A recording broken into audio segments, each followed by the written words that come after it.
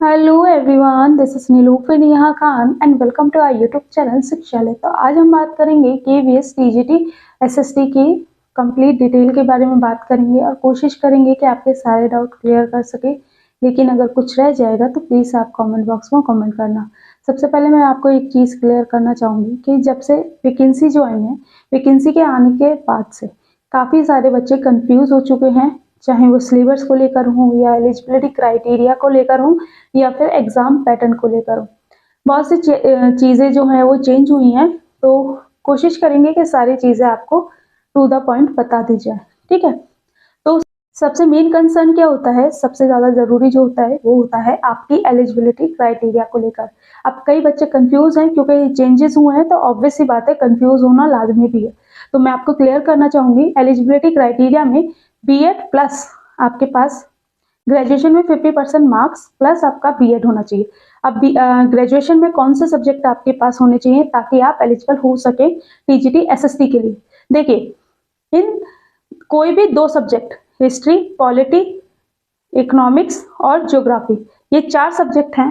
चारों में से कोई भी दो कॉम्बिनेशन आपके मिलने चाहिए, लेकिन इसमें ट्विस्ट क्या है कि या उनमें से एक या तो हिस्ट्री हो या फिर एक ज्योग्राफी हो।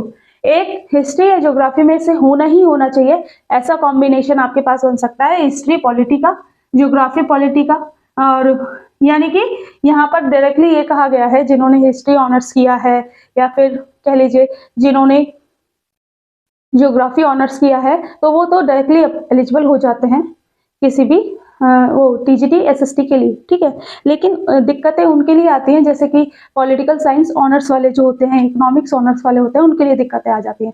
लेकिन मैं क्लियर करना चाहूंगी कि अगर आपने तीनों साल हिस्ट्री और ज्योग्राफी में से कोई भी एक सब्जेक्ट पढ़ा है, उसके साथ कॉम्बिनेशन आपका पॉलिटी या फिर इकोनॉमिक्स हो रहा है, तो आप एलिजिबल हैं। ठीक है, दूसरी चीज ये कि सीटेट पेपर 2 आपका क्वालिफाइड होना चाहिए एनी हाउ। ठीक है, और हाँ, यहाँ पर मैं क्लियर करना चाहूंगी कि अगर जो बच्चे कैटेगरी से बिलोंग करते हैं, ठीक है, तो ऑब्वियस सी बात है उन्होंने कैटेगरी से ही आपने सीटेट क्वालिफाइड किया है। तो सीटेट अगर आपने कैटेगरी से क्वालिफाइड किया है, यानी कि 82 मार्क्स के अकॉर्डिंग आपका रिजल्ट है, तो जरूर उस चीज का ध्यान रखिएगा कि कैटेगरी वाइज जो होगा, अगर आपके पास सेंट्रल का सर्टिफिकेट है तो यहाँ पर सर्टिफिकेट में थोड़े से इश्यूज हो सकते हैं। अगर आप कैटेगरी से हैं तो कैटेगरी में ही फॉर्म फिलअप कीजिए और अपना सर्टिफिकेट जो भी मांगे गए हैं डॉक्यूमेंटेशन, वो अपना कंप्लीट रखिए। ठीक है, एक चीज ये। अब बात करें सबसे ज्यादा जो मेन कंसर्न है बच्चों का, वो है एग्जाम पैटर्न को लेकर, क्योंकि एग्जाम पैटर्न में काफी सारे चेंजेस आ चुके हैं। जो वेटेज था आपका इंटरव्यू और आपका रिटर्न एग्जाम का, दोनों का ही वेटेज चेंज हुआ है। सबसे पहली बात तो वेटेज आपका कैसे 70-30 का रेशियो हो गया। ठीक है, यानी कि 70% मार्क्स जो हैं वो आपके रिटर्न एग्जामिनेशन के हैं और 30% आपका इंटरव्यू है। ठीक है, तब जाके 100% पे आपकी मेरिट तैयार होगी, ये चीज याद रखिएगा।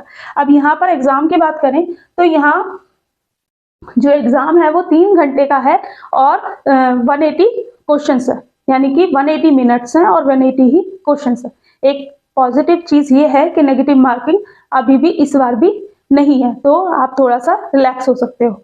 अगर एलिजिबल हो, सारी चीजें मैच कर रही हैं, तो इन सब चीजों को ध्यान में रखते हुए तैयारी को इतना बेहतर कर लेना ना कि नेगेटिव मार्किंग से या फिर चीजों से आपको ज्यादा इफेक्ट ना पड़े। ठीक है, नेगेटिव मार्किंग नहीं है, लेकिन हाँ इंटरव्यू है। इंटरव्यू का वेटेज भी अच्छा है, 30% वेटेज आपका इंटरव्यू कवर करता है। अब बात करें आपके सिलेबस के बारे में, तो देखिए, हाँ, एज क्राइटेरिया बता देती हूँ। तो एज जनरल वालों के लिए जो एज क्राइटेरिया रखा गया है 35 ईयर्स तक का रखा गया है। लेकिन जैसे कि आपको पता है, जितनी भी वुमेन कैंडिडेट्स हैं, फीमेल कैंडिडेट्स हैं, उन्हें 10 ईयर्स का रिलैक्सेशन दिया है। तो यहाँ पर 45 तक फीमेल कैंडिडेट अप्लाई कर सकती हैं। यहाँ थोड़ा सा निराशाजनक बात मेल कैंडिडेट्स के लिए है। ठीक है, और ओबीसी वालों के लिए 33 ईयर्स, यानी कि 3 साल का एज रिलैक्सेशन है, तो 38 ईयर्स तक आप एलिजिबल हो जाते हो। ठीक है, और यही SC ST वाले 40 ईयर्स तक, 5 साल का यहाँ एज रिलैक्सेशन है, तो यहाँ प्लस करिएगा तो 40 ईयर्स हो जाएगा। यही वुमेन को 10 साल का है, और PWD पर्सन विद डिसेबिलिटी, इन्हें 10 साल का है।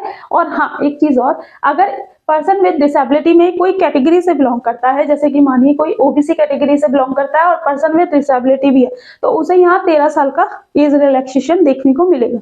यहीं पर जो पीडब्ल्यूडी का है और एससी एसटी से बिलोंग करता है तो 15 साल यहाँ पर हो जाता है। ठीक है, तो जो नॉर्मल कैंडिडेट्स को दिया गया है वो चीज आपके एप्लीकेबल हो जाती है यहाँ भी। ठीक है, अब बात करें आपके सिलेबस के, तो अब हम बात करेंगे मोस्ट इंपॉर्टेंट चीज के बारे में, यानी कि सिलेबस के बारे में, क्योंकि सिलेबस ही आपका इंपॉर्टेंट रोल प्ले करता है कि आपका एग्जाम कैसा होगा, अच्छा होगा या बुरा होगा, आपको कैसे तैयारी करनी होगी, सारा कुछ सिलेबस पे डिपेंड हो जाता है।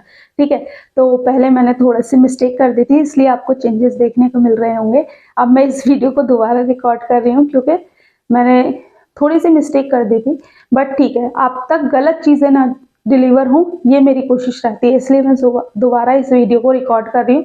अब मैं आपको सिलेबस बता देती हूँ। देखिए, सिलेबस की अगर हम बात करें तो हिंदी इंग्लिश पार्ट 1 में हिंदी इंग्लिश आते हैं आपके 10 मार्क्स के, 20 मार्क्स का आपका ये हो जाता है।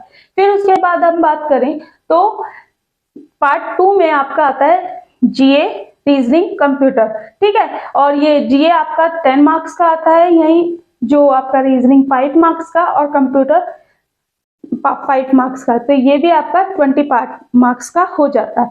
उसके बाद जो मैंने पहले मिस्टेक कर दी थी वो ये थी कि मैं पेडागोजी वाले सेक्शन को स्किप कर दिया था, जबकि वो अच्छा खासा वेटेज लेता है। तो यहाँ पर पेडागोजी वाला सेक्शन जो थर्ड सेक्शन था वो आपका 40 मार्क्स का है, जिसमें कि आपसे अच्छा खासा लेवल का पेडागोजी आपसे पूछा जाएगा, टीचिंग एप्टीट्यूड भी इसी में इंक्लूडेड है। ठीक है, फिर आपका पार्ट 4 जो है वो आपका आ जाता है सब्जेक्ट कंसर्न का। तो सब्जेक्ट कंसर्न में आपका देखिए, सब्जेक्ट कंसर्न के डिटेल टॉपिक मैं आपको 1-2 दिन में प्रोवाइड कर दूंगी, क्योंकि थोड़ा सा चीजों को मैनेज करने में टाइम लग जाता है, लेकिन मैं कोशिश करूंगी ऑथेंटिक और ऑफिशियली जो नोटिफिकेशन के अकॉर्डिंग जो आपका सिलेबस है वही आपको प्रोवाइड किया जाए। और ये वीडियो में दोबारा रिकॉर्ड मैं इसलिए ही कर रही हूँ क्योंकि चीजें गलत ना डिलीवर हो। ठीक है, तो अब इसके बाद अगर हम बात करनी है, देखिए लास्ट ईयर की अगर आप कट ऑफ देखेंगे तो जनरल वालों के लिए 58.10 है। ठीक है, 58, ठीक है, ये पॉइंट वाली मत मानना। ठीक है, तो ये 58, ओबीसी के लिए 52, एससी के लिए 48 और एसटी के लिए 46 कट ऑफ ये आपकी गई थी। ठीक है, तो इसे देखिए 4 साल बाद वैकेंसी आई है, ऑब्वियस ही बात है कंपटीशन अच्छा आपको देखने को मिलेगा।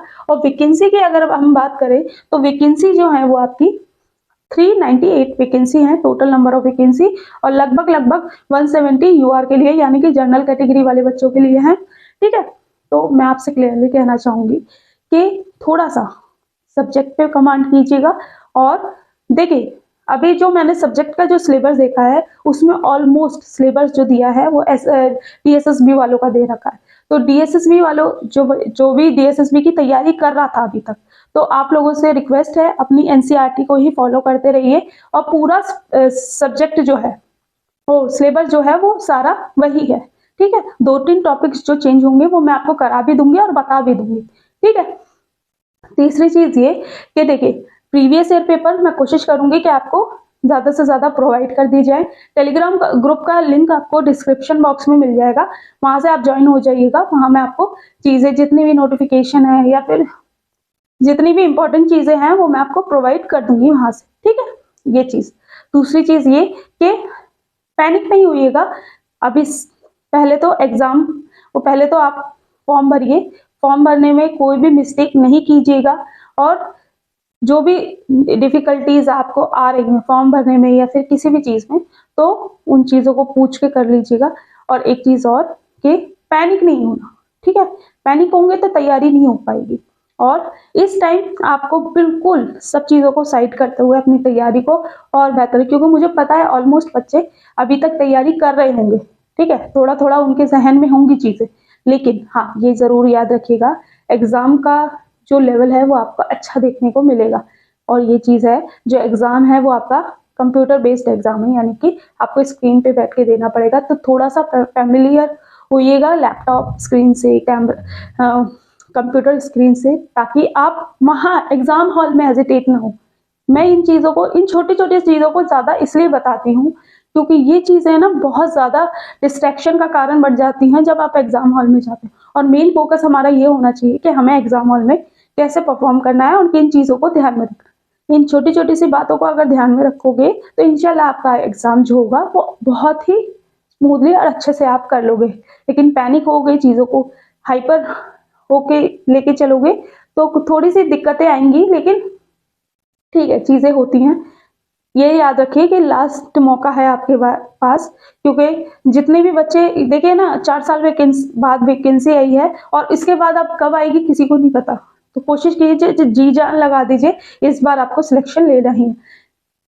यहाँ मैंने कोशिश तो की है कुछ अच्छा प्रोवाइड करने की, लेकिन अगर कुछ रह गया हो, कुछ मिस्टेक हुई हो तो प्लीज़ आप कमेंट बॉक्स में कमेंट करना। मैं कोशिश करूँगी कि आपके सारे डाउट क्लियर कर सकूँ। और चीज़ ये है कि वीडियो अच्छा लगा हो, इन्फॉर्मेटिव लगा हो तो प्लीज़ लाइक एंड शेयर कीजिएगा। Thank you for watching.